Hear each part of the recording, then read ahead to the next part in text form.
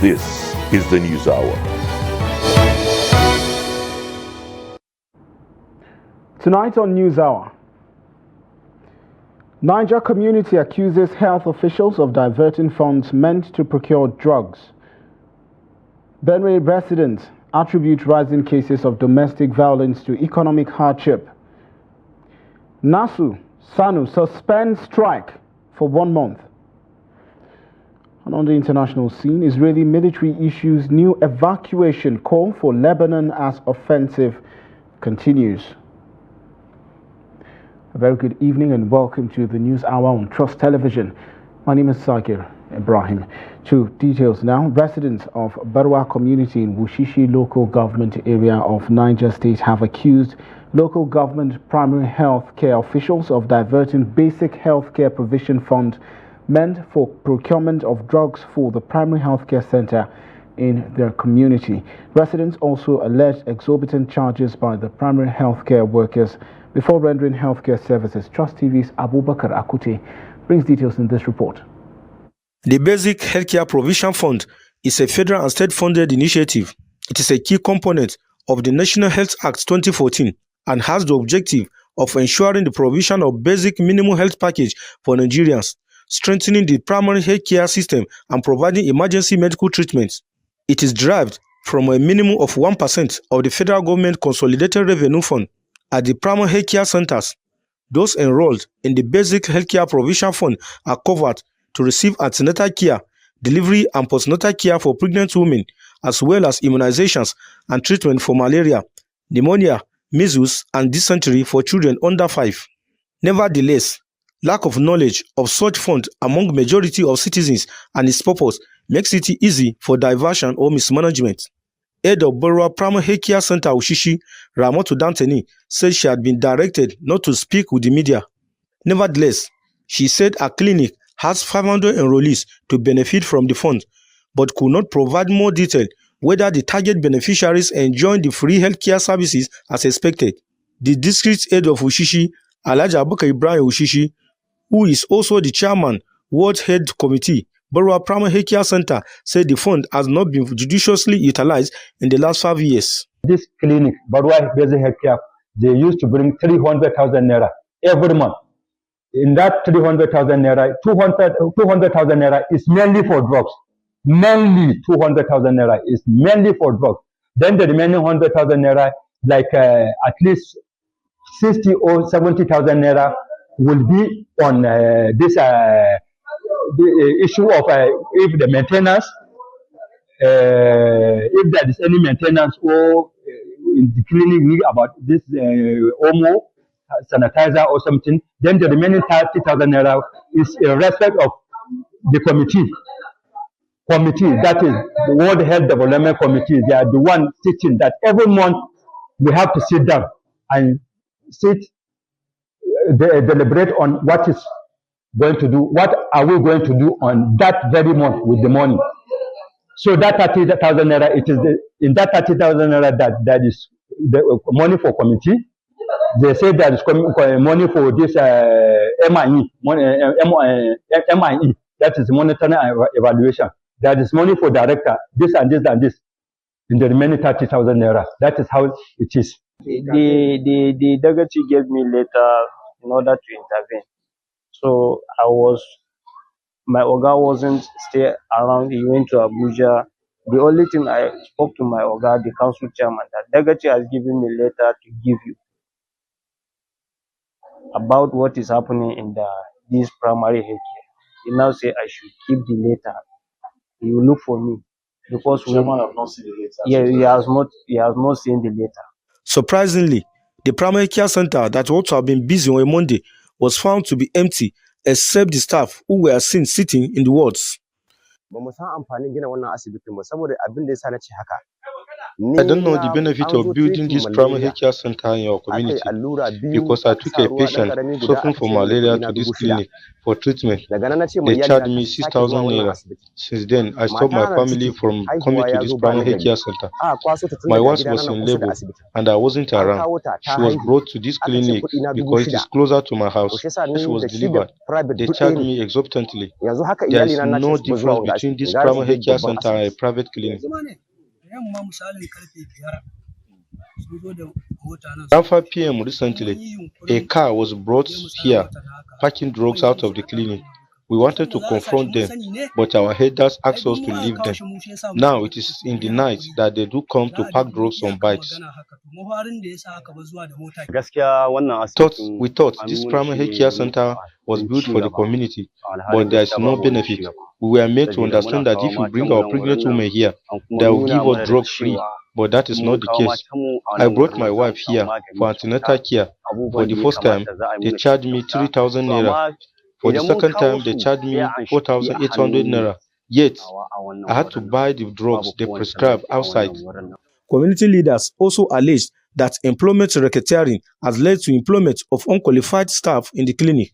Staff in charge of pharmacy department, who was found to be a secondary certificate holder, declined comment, but the superior, Ramotu Danteni, confirmed his qualification.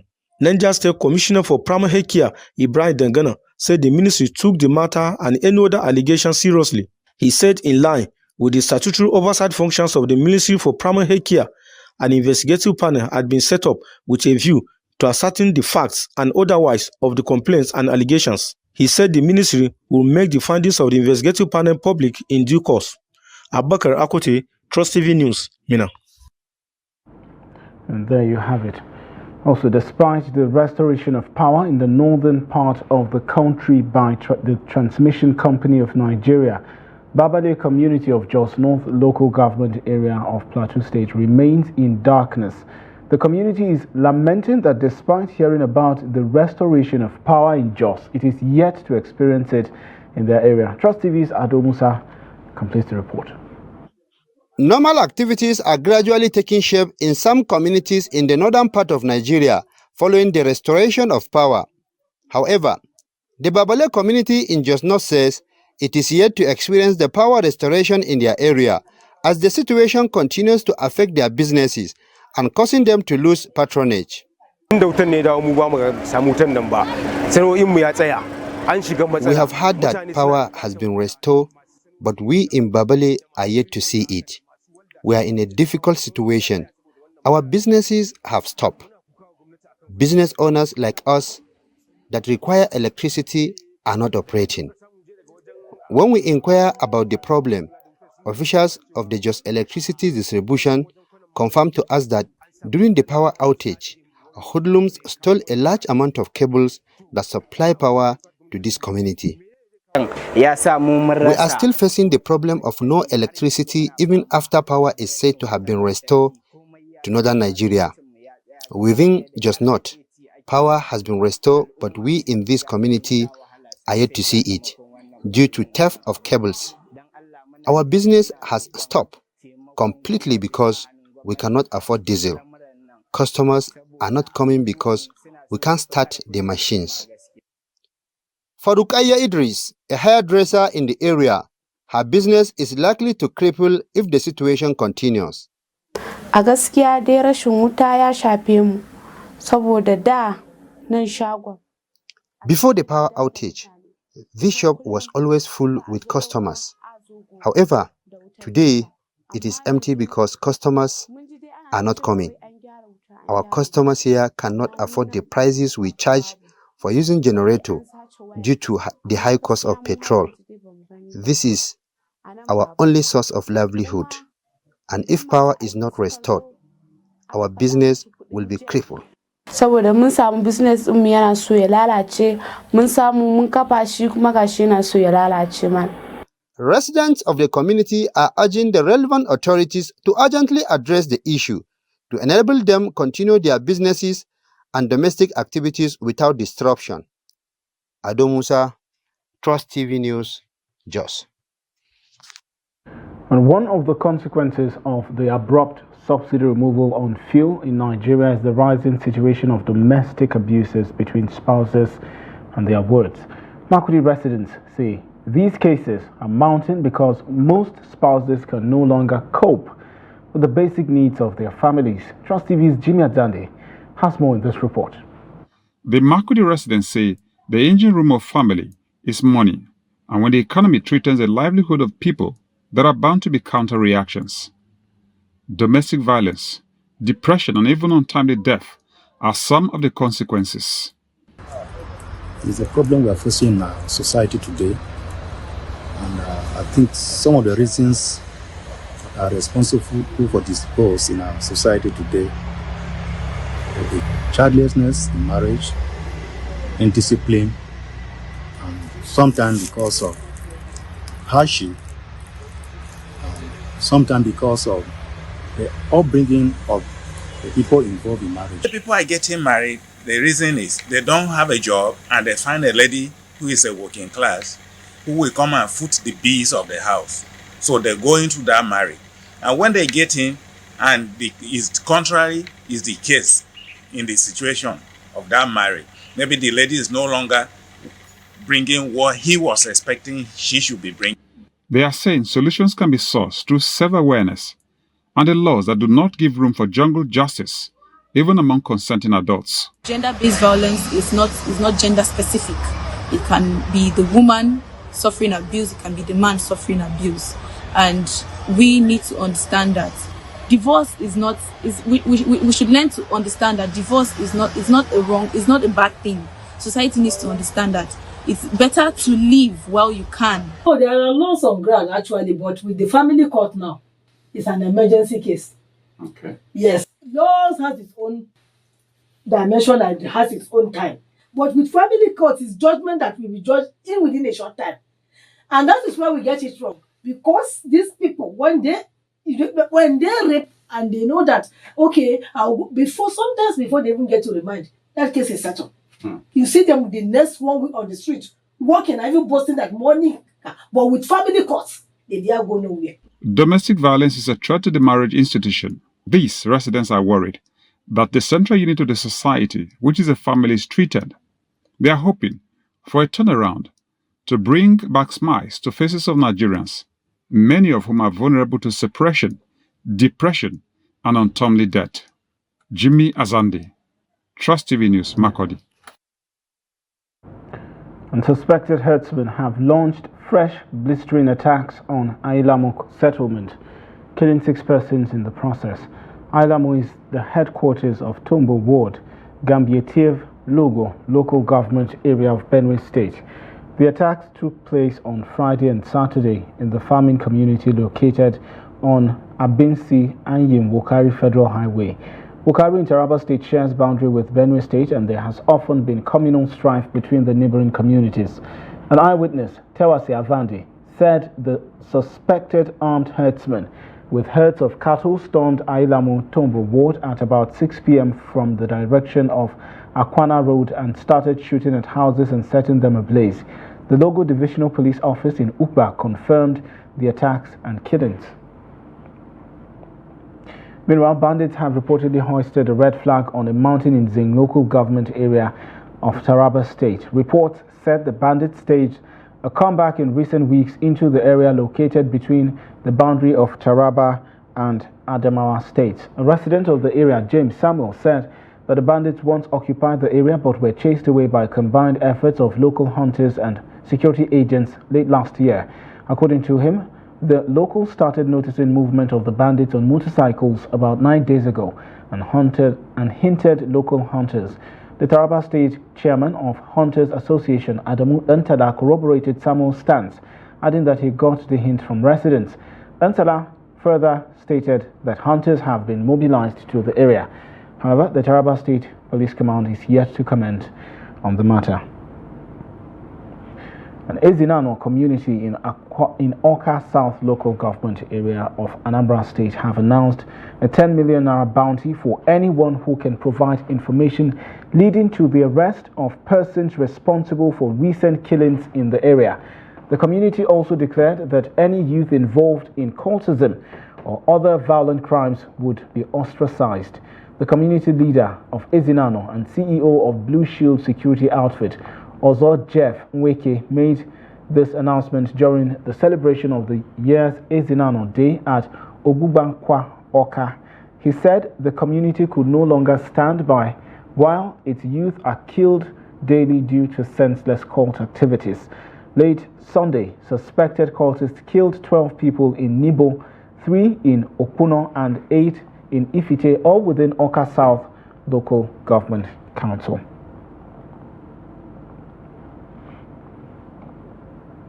And police operatives have arrested 130 suspects for cybercrimes and hacking.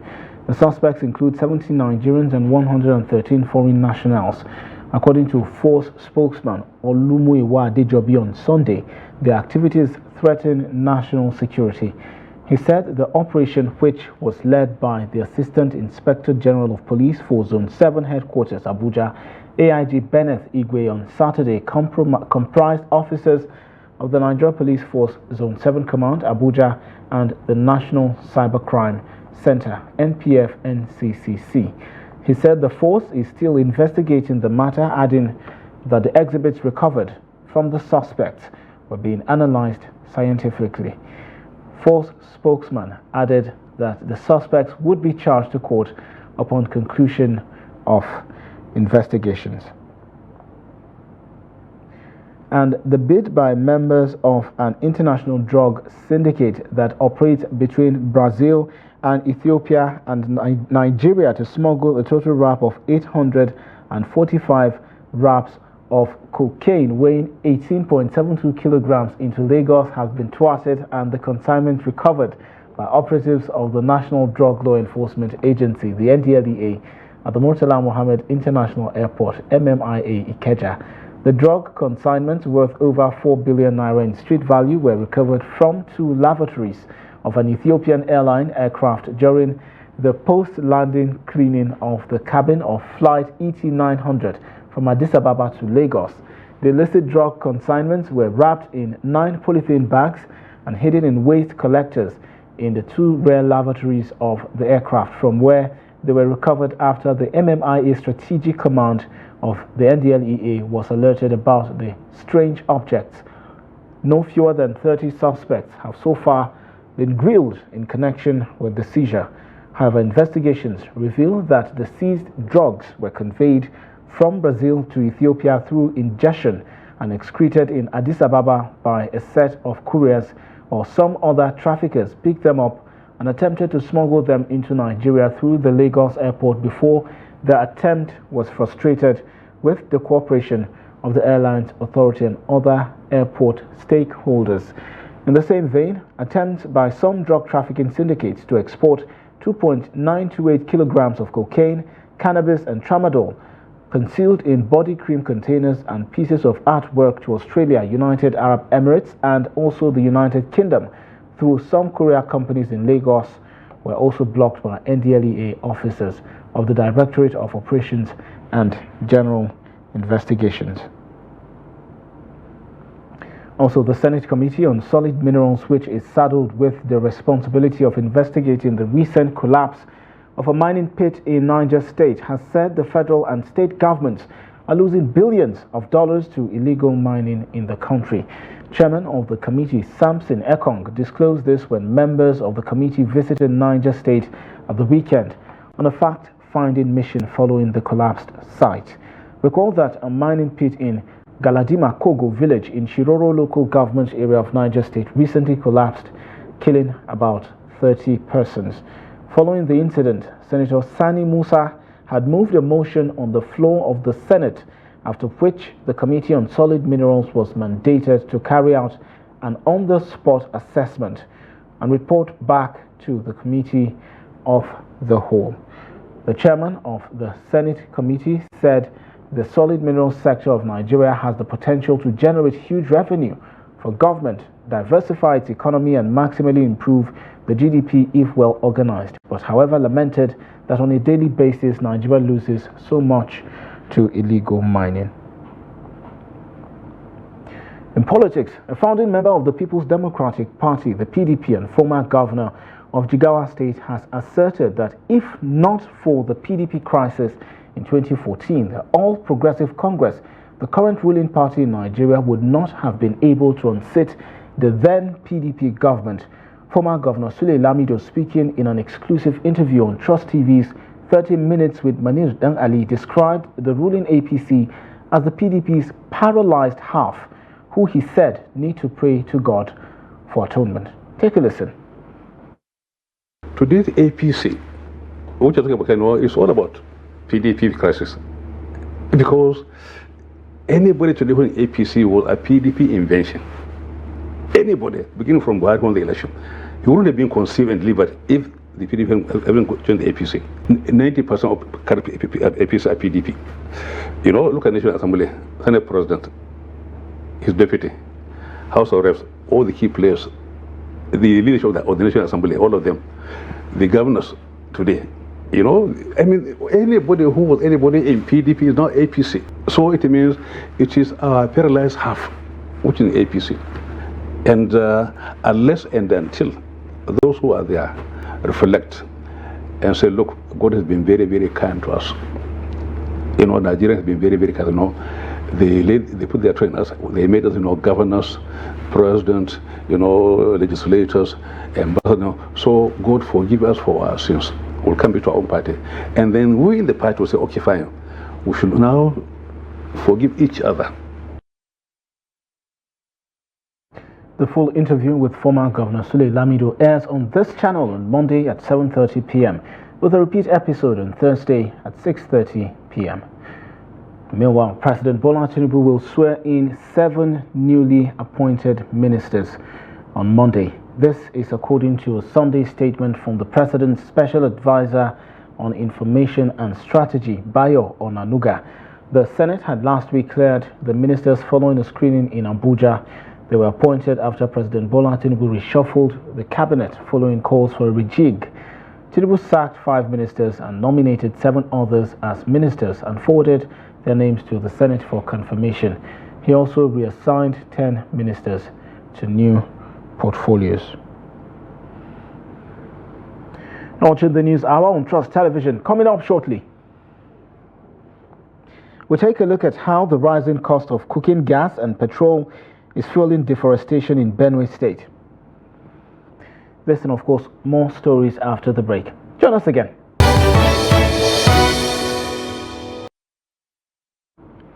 Thanks for staying with the news hour on Trust Television. Now recap of our top stories again.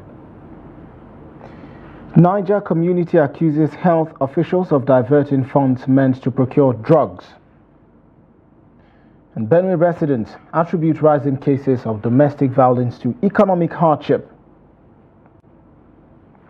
Moving on to other stories now. The Non-Academic Staff Union of Educational and Associated Institutions, NASU, and the Senior Staff Association of Nigerian Universities, SANU, have announced suspension of the ongoing nationwide indefinite strike over the 4 months withheld salaries.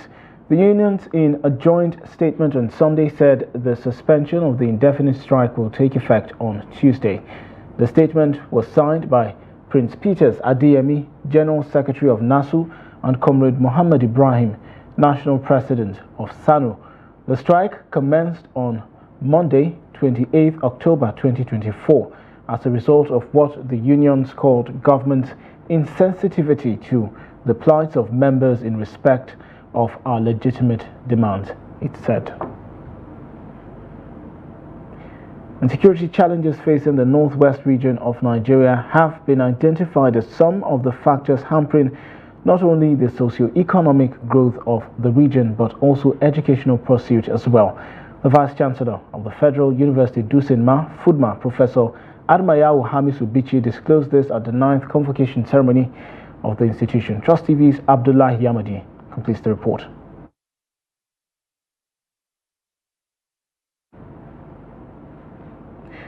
And we'll bring that story in subsequent bulletins. Apologies for that. And persons affected by tuberculosis disease in Nigeria have lamented that stigma and discrimination are impeding their treatment. This stakeholders say portend serious danger to the populace, as it could prevent TB patients from completing the treatment, which is the primary way of preventing the spread of the disease among the people. Trust TV's Hamid Oyegbade brings details. Tuberculosis is one of the deadly diseases causing unwarranted and untimely death across the world. Nigeria has the highest TB burden in Africa, as the country contributes 19% of the TB burden in the continent and ranks 6th among the high-burden countries globally. TB is a potentially serious infectious bacterial disease that mainly affects the lungs. The bacteria that cause TB are spread when an infected person coughs or sneezes. Hence, the need to ensure prompt treatment of TB patients to prevent further spread. But stigma and discrimination against persons affected by TB is a major issue. But where people have been discriminated is in the health centers by caregivers, in workplaces by bosses and colleagues, and also in the community, where people have even gotten to know that, okay, this person is infected by tuberculosis. You see people running away from you. Okay, personally, my TB survival story involves losing my job. After finding out I had tuberculosis, I was also displaced for a while. So it was really crazy. And what stood out for me is the stigma from the healthcare personnel, because I remember going to different hospitals, but the moment they heard I had TB, suddenly they were running away and removing themselves. So that was what hurt the most. To prevent further spread of TB in Nigeria, experts say it is important to raise more awareness about the disease and support those affected to receive and complete their treatment.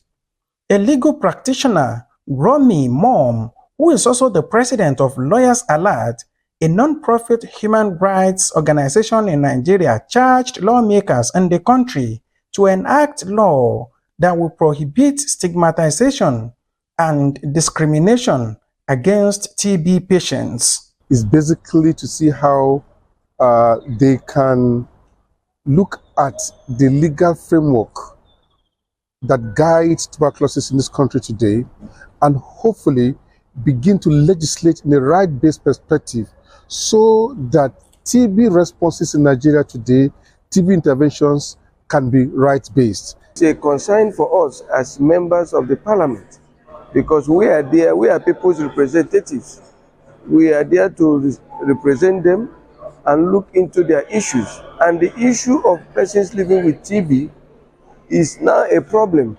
This stigmatization is so high that we are so interested to push for a bill that will make sure that their rights is being well protected. Stakeholders also advocate more sensitization and awareness among the people on the need to respect the rights of persons affected by TB and to support them to ensure that they complete their treatment.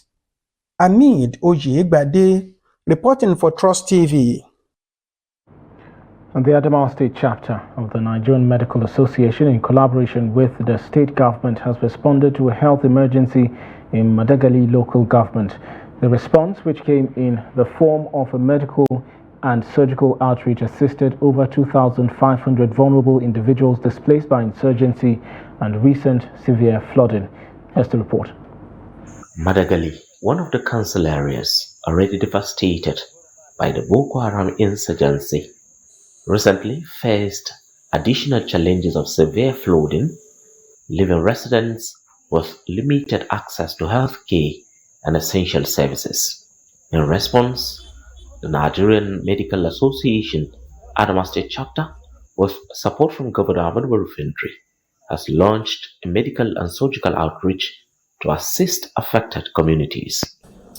In commemoration of Physicians Week 2024, a team of 70 medical and surgical experts stormed Gulak, the administrative headquarters of Madagali, a volatile and hard-to-reach area.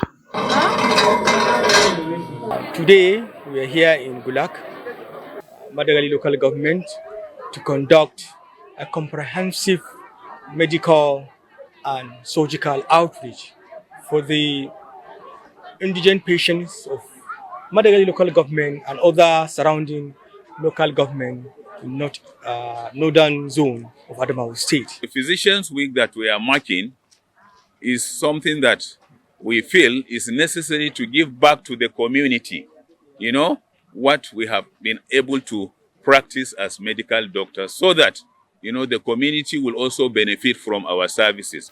The outreach offered essential medical and surgical services, including general consultations, treatment of common ailments, and distribution of medications. This has never happened in Madagali. With the effort of the governor and Medical Association of Nigeria, Adamawa branch, we are witnessing such an event today. I'm so impressed with the organizers, especially the Medical Association, the numbers of medical teams that came here and how they came and organized how to do this thing. Beneficiaries are full of gratitude to the medical team, describing the intervention as timely. As far as I've been existing right from Northeast to Gongola up to Adamawa today with Fintiri, I've never experienced such an activity happening to the Congress or to the populace of the world. This initiative marks a vital step towards restoring health care in conflict-ridden areas of Adamawa State. Gibson Suadugu, Trust TV News, Yola. And down south, the Oyo-Osun Command of the Nigeria Customs Service says it has ramped up sustained efforts aimed at curbing the menace of smuggling and other illegal activities that undermine the economy. Area Controller for the command, Ben Oramalugo, stated this in Ibadan during an interactive session where the customs leadership there also promised to synergize with other sister agencies to rid the society of drug use and abuse, as well the proliferation of fake and substandard pharmaceutical products. Here's the report. At the interactive section, the Oyo-Osun Customs Command said between August 30th and October 29th, 2024, the command made significant strides in revenue generation and anti-smuggling efforts. You must have seen a lot of reforms in Nigeria Customs. More revenue. Well, Nigeria Customs has a target of about 5 trillion. We already collected more than 3 trillion. Yes. According to the command, in addition to generating over 18.7 billion in revenue between June 14th and August 29th, 2024, it has successfully curbed illegal cross-border activities. And regulatory actions will be taken. One of the regulatory actions is destruction, public destruction, that will be taking place very soon, and you will be involved. You'll be invited or informed, because we don't want it re-injected into the system. If we don't destroy them, if we just dispose them carelessly, it can be re-injected. And so the effort of custom in seizing them will be compromised if we don't handle it according to regulatory procedure for the destruction. Not done, the customs controller also handed over substances suspected to be cannabis sativa to the National Drug Enforcement Agency, where it reiterated its tough stance against drug use and abuse. Children that are supposed to be future of tomorrow, they are all engaged in drugs. And I have made sure that the Sister Party, I and officers and men of this command, we have made sure that Oyo-Osun is not a fertile ground for them. And whenever we see it, we hand over to NDLA. So NDLA is doing every effort through sensitization operations that we carry out in order to prosecute the producer. We see people that are using drugs as somebody that is sick, that needs help. Why the dealers are the real criminals that we arrest and prosecute and send to jail. The Oyo-Osun Command also urged members of the public to continue to support the command's effort by providing timely information that will help combat the challenges posed by smugglers and economic saboteurs. Oh, there you have it. Unlike what was obtainable over a year ago, the majority of Benue residents, especially in urban areas, may have abandoned their burners and gas cylinders. They're saying most residents can no longer cope with the cost of electricity tariffs and cooking gas. Trust TV's Jimmy Adande brings details in this report. charcoal, though illegally sourced, and sold for between 7,500 and 8,000 naira in the state capital, has been the cheapest means for cooking, according to Makurdi residents. Currently, a kilogram of cooking gas is sold for about 1,500 naira, while less than 5 units of electricity are sold for 1,000 naira for Band 8 users in Makurdi. Gas is kg now is 1,500, and that's what people are buying charcoal. It's dangerous. It's dangerous, but then there is no. Going to charcoal, is that really the best? To me, I don't think that's it's not a way out to this situation, because this thing is affecting seriously, because it's one of the effects or the causative agents for climate change. Experts say, while there are enabling laws, poverty, though not an excuse, is one of the setbacks facing the development of ecosystem. The fact that there is law in place, and now this law that are in place, what is the implication for the people? If you violate the provisions, what do? You can't tell people to stop cutting down trees when they cannot afford kerosene. You can't tell people to stop cutting down trees, not utilizing charcoal and firewood when the cost of gas is high. Government need to come out with drastic policy. Why we cut down these trees, we don't replace them. And when we don't replace them, they have a drastic effect on the environment, like flooding. These trees serve as windbreak. When we cut them out and the wind comes in high volume, they can take off roofs, etc. and all that. So when we cut trees, we should replace them more. Like if you cut one tree, replace them with 2 trees. Environmentalists say injustice to the ecosystem is consequential to human existence. With the climate change realities, it is hoped that both the government and citizens can explore other cooking options to curb deforestation. Jimmy Azande, Trust TV News, Makurdi. Now, the House of Representatives on October 24 called on the Central Bank of Nigeria to begin the gradual withdrawal of old 200, 500 and 1,000 Naira notes from circulation ahead of the December 31st, 2024 deadline. In response, the CBN explained that by virtue of the Supreme Court's verdict, the old notes shall continue to be legal tender alongside the redesigned ones indefinitely. In this report, Trust TV examines the impact following the implementation of the cashless policy and whether there has been any gains. Responding, federal lawmaker Jimbo Clement says the CBN clarified the issue by referencing the Supreme Court's verdict on the matter. The current CBN governor timely debunked it and put to rest the minds of Nigerians. In the House of Representatives, as we speak, it is no longer an issue. A visit to the popular Wuse market in Abuja revealed a shift in transaction habits. According to traders, there has been an increase in cashless transactions as Nigerians seem to have become accustomed to it. Right now, most customers pay with their transfer, either through POS or a bank transfer. We use it more than like giving cash now at this current situation. You know how the situation of the country is. Every shop, everywhere there's POS.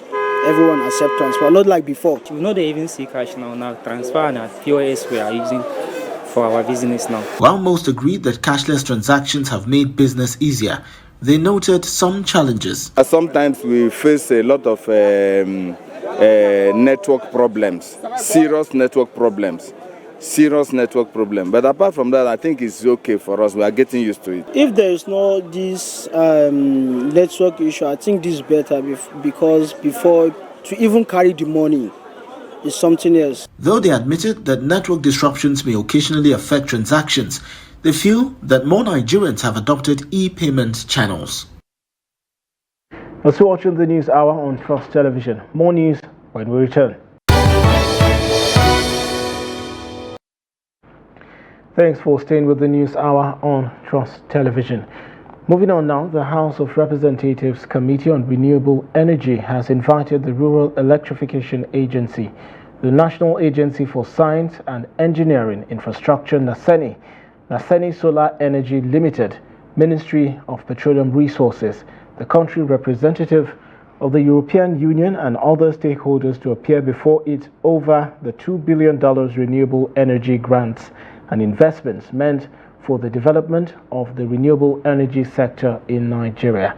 The panel is conducting an investigative hearing on the investment which it said had not made a commensurate impact on the energy security challenges in the nation.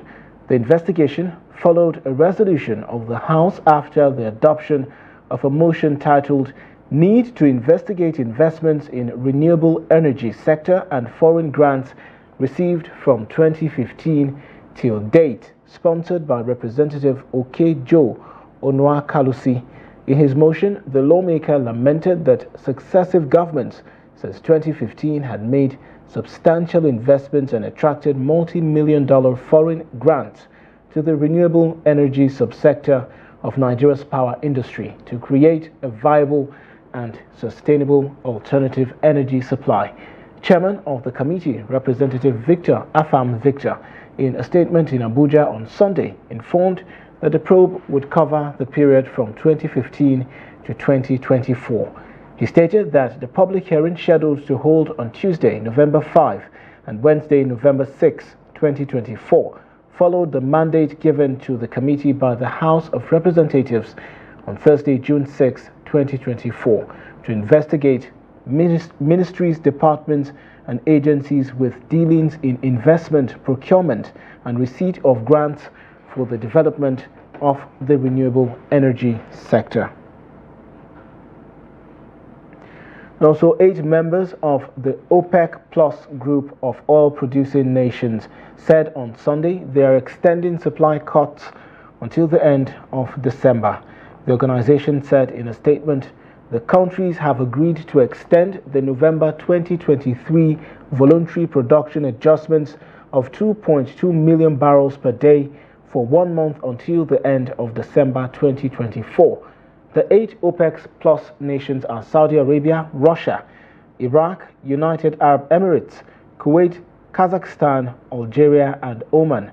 They have been delaying production increases amid concerns over slowing demand in China and the United States, which has weighed on oil prices in recent months. And away from Nigeria, the Israeli military on Sunday called for the evacuation of the Baalbek area in eastern Lebanon, warning that it was ready to strike Hezbollah targets there and in nearby Duris. The latest evacuation call came as the military's Home Front Command activated sirens at regular intervals along the border, with dozens of projectiles identified crossing from Lebanon into Israeli territory since Sunday morning.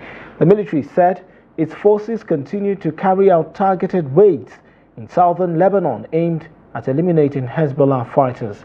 The Israeli Air Force intercepted several projectiles that were fired from Lebanon into Israeli territory, while some fell in open areas, the military said in a statement. On Thursday, rocket fire from Lebanon killed 7 people in the town of Metula in northern Israel, including 4 Thai farmers.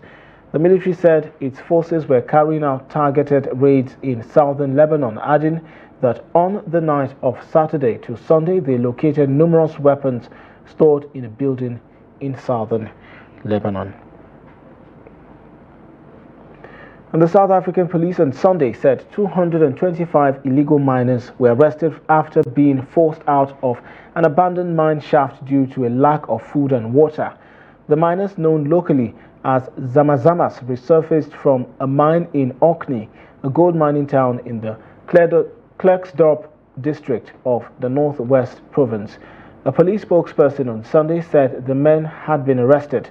They were forced out as a result of starvation and dehydration, police said, after security agencies blocked routes used by their accomplices to deliver food and water to the mine.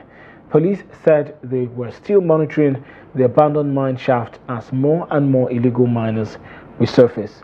These 225 miners are part of others believed to be hundreds, if not 1,000 illegal miners who are stuck underground, a statement issued late on Saturday said. And in sports, the Super Eagles camp for the 2025 Africa Cup of Nations qualifying match day 5 encounter against Benin Republic will open in Abidjan on Monday, November 10. The three-time African champions are scheduled to take on the Cheetahs at the Felix Houphouët-Boigny Stadium, Abidjan, on Thursday, November 14. All the invited players will travel direct to Abidjan from their respective bases. The Super Eagles will also entertain the Amavubi of Rwanda at the Godswill Akpabio International Stadium, Uyo, on Monday, November 18. Caretaker coach Augustin Eguavon is expected to unveil his squad for both games this week. Nigeria top Group D of the 2025 AFCON qualifiers with 10 points from 4 games. They need a draw from the 2 upcoming fixtures to confirm their place at the AFCON 2025 finals. And Ademola Lookman was named man of the match after helping Atalanta defeat Napoli 3-0 inside the Diego Maradona Stadium on Sunday's Serie A game. Lookman bagged a brace to help Atalanta inflict a first home defeat on Napoli this season. Before Sunday's game, Antonio Conte's Napoli were unbeaten in their last 10 games. Lookman made 21 passes in final third, made 6 touches in Napoli's box, sent in 4 crosses and won 4 duels. He created 3 chances, had 3 shots, won 2 fouls and had 2 shots on target. Lookman now has 6 goals and 4 assists in 8 Serie A appearances this season. And with that, we wrap up the news hour on Trust Television. Do not forget to follow us across all of our social platforms and catch our live stream on YouTube and Facebook for more news programs and documentaries. My name is Sagir Ibrahim, and on behalf of the crew, have a good night.